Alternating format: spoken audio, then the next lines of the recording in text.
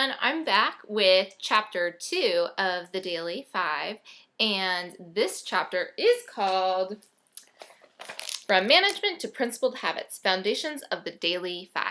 And so I have a number of questions from the book study that I'm going to answer for you today. So I'm just going to get right started. Number 1, do you trust your students? How do you build this trust? Are you able to trust them and allow them to be independent throughout all aspects of your day? Are you going to be able to stay out of their way? So I thought this was a really interesting question because I had always looked at it from the reverse position where I needed, I hoped and I wanted to establish that my students could trust me, that I was a safe adult in their lives and that I was someone that they could come to, that I would have a schedule and a structure for them and help them to feel that school and the classroom was a safe environment. And I've honestly never really thought about me trusting the students before, and there's definitely a lot of trust that is involved in the Daily 5, even from just the small amount that I implemented this year in my kindergarten class. So yes, I do trust them, and I know that I can trust them. I think part of building that trust, though, is helping them be trustworthy by establishing the routines, the procedures, slowly building stamina as we go through each of the Daily 5. And there's a quote from the book that I really liked where it said that trust plus motivation would make learning happen. And I thought about this and I reflected upon it and I thought, yeah, that's really true. So when they're motivated and I trust them to learn, then their learning can really occur in the classroom. Number 2, how much choice do you give your students throughout the day? Do you go over your daily schedule with your students, or is it just posted in the room? So we definitely have a daily schedule that we go over every day during our morning meeting time. I think that's really important as part of like our procedure so that they know what's going to come, and they also have the opportunity to ask me questions if there's something different on the schedule, or if something's out of order, they want to know why it's out of order, and so that's an opportunity for them to ask me about the schedule. Choice, though. We have choice within individual subjects. So for example, in math for problem solving, I'll give them the choice that they can draw a picture to answer the question. They could do a number sentence. They could write out words and answer it in story problem form.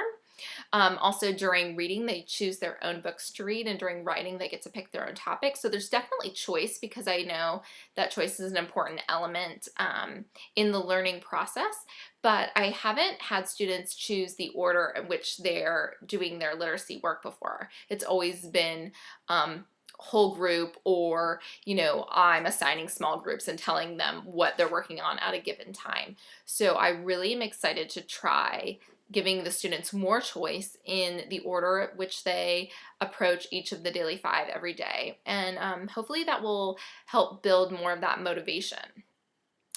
Number 3, how are you going to create that sense of community where students will hold each other accountable? So I think in order for this to happen, I have to prove to the students that I really trust them, and if we can have that mutual trust where they trust me and I trust them, that's building a sense of community. So just, I think doing things like getting to know you activities at the beginning of the year, again, establishing routines and procedures so that the environment is a safe place. I think talking about how we are a community in the classroom. My school is really big on building community anyway, so this is already a part of what I do in kindergarten. So I think that will help in building community as well. That kind of leads into question number 4, which it says, how do you create student ownership in learning, and how do you instill this in every child?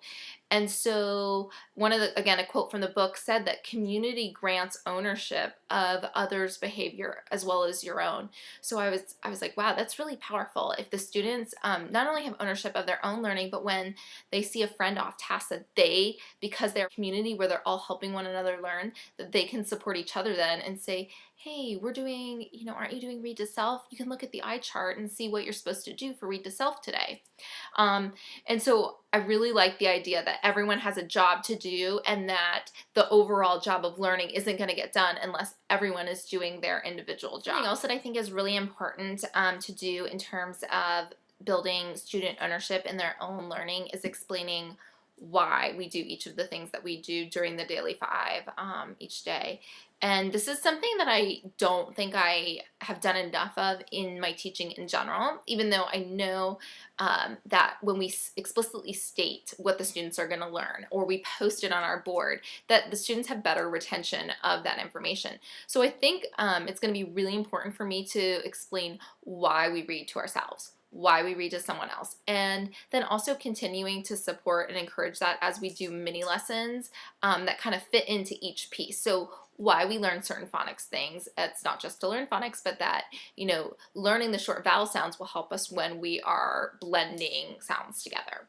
So being able to give the students an answer to that, why am I doing this question, again, will help them to take ownership and really kind of buy into the learning process, where they are then motivated intrinsically to achieve the next learning goal. And then they're ready to also really dive into each of the daily 5 so that the overall big picture goal of learning to read and learning to write can be accomplished.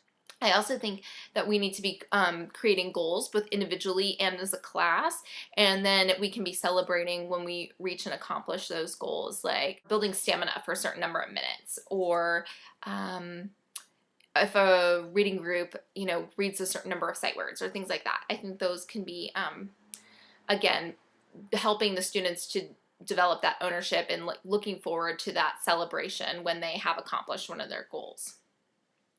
Number 5 is, how are you going to build stamina with reading? Independent work, will you use a timer, will you set goals? So kind of what I just said about setting goals, I'm really excited to actually try this on the individual level and whole class. I think I'm going to teach stamina simply by doing really small increments. And that was something I kind of learned this year testing it out in kindergarten, was that they really do need short increments, 30 seconds to a minute for the very beginning, and that's okay. Also, reading farther on in the book and kind of reading online on the Two Sisters website, I know that they really encourage just taking students where they're at. So if they can only make it a minute or 2 minutes, then that is okay, and not to get angry with them and not to feel frustrated, even though it is very frustrating, but that's as much as they can give me for that given day. And so we go back and we talk about what we did really well and what they can keep practicing before we try to build stamina again. And that really there's no reason to like get frustrated or mad, because it's not like an intentional, I'm going to do the steps at the teacher. It really is, they're giving what they can, and I will take that and work with it to help them continue to build their stamina. Let's see. And finally, as we continue reading, reflect on what your biggest challenges are going to be when you implement the daily 5. So I think overall, just making sure that the daily 5 will fit into my class schedule is going to be important. Just figuring out with specials like music and PE, and we have art on occasion and things like that, like just how I'm going to break up the day so that there will always be at least 4 blocks of time that we can be doing the daily 5. And then what I'm thinking is, in that one of those blocks, word work would just be like 10 minutes of it, and then the other 10 minutes could go to like listening to reading, if there's a story on CD or something that they could be doing. And then also, this has been a concern from the very beginning, is how do I integrate my Houghton Mifflin Basel Reader text series with this? And I think as I continue on and read the Daily Cafe after I read the Daily 5, which is more about strategies and skills, comprehension, fluency, word work, and things like that, that maybe that's when I'll be able to figure out how to integrate the Houghton Mifflin text series with the daily 5 structure, and kind of like in that mini lesson part. So yeah, I think that is all I have for today. So thanks for tuning in to hear my thoughts and reflections on chapter 2. If you've also been reading the daily 5, make sure you respond with your own thoughts and answers for the book study questions, and I look forward to seeing you again soon with chapter 3. All right, bye guys!